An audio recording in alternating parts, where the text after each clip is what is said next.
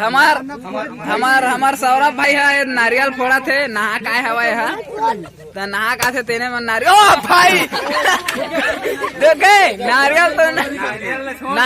नारियल ईटा फूट गए सौरभ भाई ताकत ले देखो और एकर से कोई आजमाहू मत लगते शुभ मुहूर्त हम नहीं आए सौरभ भाई नारियल फोड़े पर।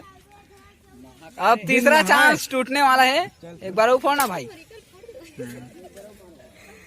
चल तीसरा चांस तो नहीं फूटा ये भाई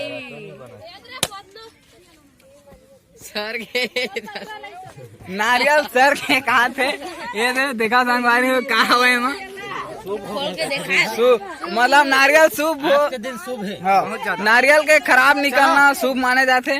अब खीर पूरी बड़े टाइम हो गए संगवारी हो तो बैठा चलो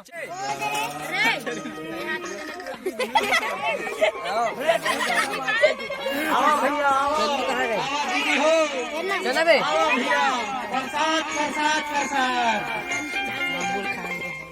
हमार भाई चाकेश देवांगन जी घाटा धरे